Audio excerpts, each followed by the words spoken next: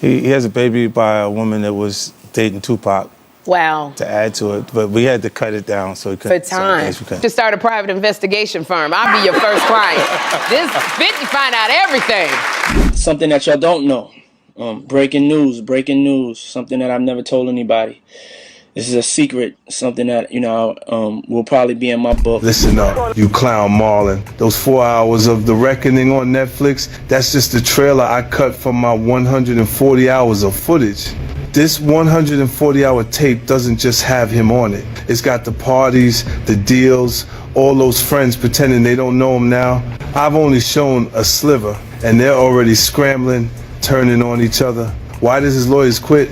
Because they know the evidence I have on their client is a losing hand. So save your breath, Marlon. The more you and your crew come at me in a panic, the more it shows you're guilty. These 140 hours are my proof. No phone call from prison is gonna save Diddy. He didn't just cross me, he pissed off people who won't stay silent anymore. Yeah, we need a solution to Fairfax. What? Fairfax! We're man shot in our car right now. We're in the car right now. We're rolling to the house. Now, it was this documentary that claimed, which we know wasn't true. Yeah, check this out. We don't talk about things that are nonsense. We don't even entertain nonsense, my brother. Love that shit. I play that shit in my fucking sleep. I wake up to it and I brush my teeth to it. I like this shit too. Come on, man. Be honest. Did you like it? Hell fucking no. Don't ever ask me that fucking question again. There's something fucking wrong with you. Or you know that shit was hard. Yeah. No, I mean, we wouldn't even get into nonsense like that. You know what I'm saying? It's nonsense. Which we never believed, by the way. Yeah, thank you. Yeah, well, everything couldn't make it exact. It was only 50 Cent does have 140 additional hours of unreleased Diddy footage that he did not use inside of the documentary. And people are saying that this footage will not only just add more time to Diddy's sentence, but Diddy might not ever get out. And in this unreleased footage, there's a guy named Neil who allegedly works right under Diddy. They say he is on tape, literally tampering with witnesses, giving out addresses, bribing people by offering money, telling them that they'll pay for their lawyers. The type of shit that would definitely be considered witness tampering, obstruction of justice, just to name a few. And with this footage being in the hands of 50 Cent, I think it's only a matter of time before this footage sees daylight. What audiences saw on Netflix was never meant to be the full story. 4 episodes aired, tightly edited, carefully framed, and legally safe. But behind those 4 episodes sat a number that immediately changed everything: 140 hours of unreleased footage. That number wasn't a rumor pulled from comment sections. It came from insiders, producers, and eventually from 50 Cent himself. And the moment people realized how much footage was left out, the tone around the documentary shifted. This wasn't about pacing anymore. It was about omission. According to sources close to production, the unseen footage wasn't filler or repeated interviews. It was raw material, moments where people spoke too freely, stayed on camera too long, or forgot the lens was still rolling. The released version showed a controlled narrative. The unreleased version showed reality before it could be cleaned up. Awkward silences, half-finished thoughts, private conversations caught in transition. The kind of material that turns a documentary into something far more dangerous. Every minute that didn't make it into the final cut raised the same unsettling question. If what aired was already explosive, what could possibly be so damaging that it had to stay buried? And more importantly, who now controls those 140 hours that the public was never meant to see? At first, 50 Cent appeared to be playing his usual role, trolling, joking, poking at old rivals. But the deeper the conversation went, the clearer it became that this was different. As an executive producer, 50 wasn't reacting from the outside. He was inside the process. He saw early cuts, he had access to material long before lawyers began trimming it down, and his public comments reflected that access. When he hinted that the Netflix series was just a trailer, it didn't sound like exaggeration. It sounded like confidence. His social media posts became increasingly calculated, almost restrained, as if he knew saying too much would be unnecessary. The tone wasn't anger or revenge, it was patience, the kind that comes from knowing time is on your side. Observers began to notice that 50 never denied the existence of the footage. He never corrected the 140-hour claim. Instead, he leaned into it, letting the implication do the work. The message was subtle, but unmistakable. The real story wasn't gone, it was waiting. And the more Netflix stayed silent, the more powerful his hints became. Because silence, in this case, didn't look like denial. It looked like confirmation. There's a moment every true crime project reaches where storytelling collides with legal reality. According to multiple insiders, The Reckoning crossed that line. What started as a documentary gradually became something else entirely. Certain clips reportedly showed actions that could be interpreted as interference, conversations about witnesses, offers of support that went beyond sympathy, discussions that raised red flags for legal teams. This wasn't about guilt or innocence on screen. It was about liability. Platforms like Netflix don't pull content because it's controversial. They pull it because it's dangerous. Once footage risks being interpreted as obstruction, inducement, or coordination, it stops being entertainment. It becomes potential evidence. That's when lawyers step in. That's when entire storylines disappear overnight. Insiders claimed that some of the strongest material wasn't removed for being unbelievable, but for being too believable. The kind of footage that doesn't need narration because it explains itself. And that realization changed everything, because it meant the cuts weren't protecting reputations, they were protecting the platform itself. Walked into the door and they saw Diddy naked in bed with 3 other men. You actually went to a party where Diddy was at? Yes. I'm gonna break this down for you. Diddy has multiple different parties. So the party that I went to, there was a separation. There's an upstairs and there's a downstairs. The upstairs is guarded by security guards. These Hollywood parties are done to transition you to the freak-off parties. I'm not gonna lie, the party where they select people to get groomed to the freak-off parties were a lot of fun. That's why people go to them. I'm not gonna go too deep into that, but it's definitely someone to look into. This is what I heard that occurred at his party before anyone knew that he was sus, anyone knew that he was homosexual. Let's go!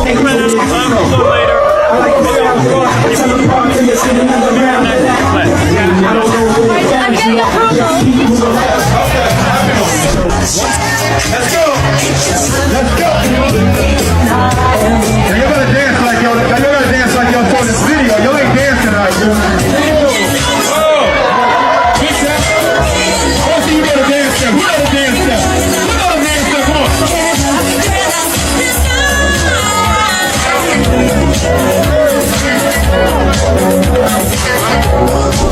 The Netflix documentary about Diddy, Diddy The Reckoning, which 50 Cent produced.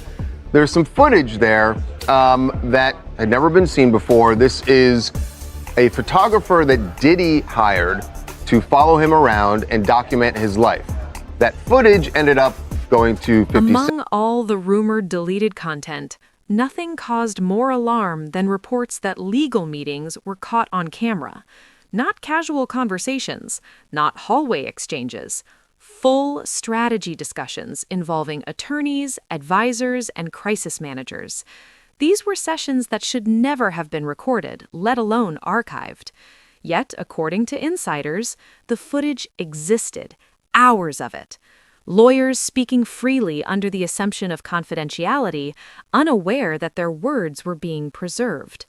Legal analysts immediately understood the severity.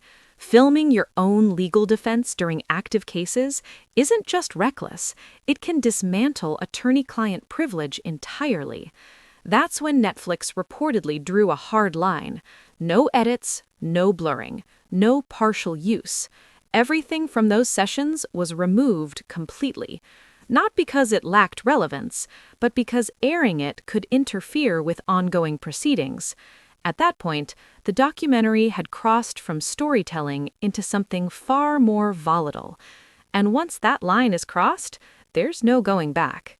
Beyond courtrooms and conference rooms were the gatherings that fueled years of speculation.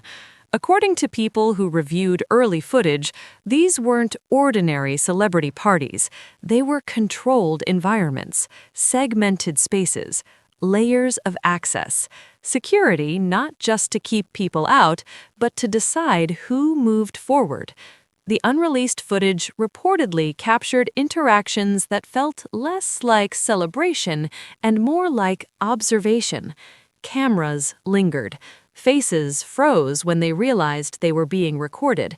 Names surfaced casually in conversation, some directly, others implied. This is where Netflix purportedly blurred faces not out of courtesy, but necessity.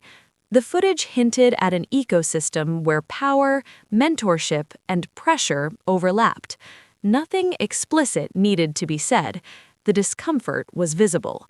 Editors described the material as tense, not because of what happened, but because of what everyone pretended wasn't happening.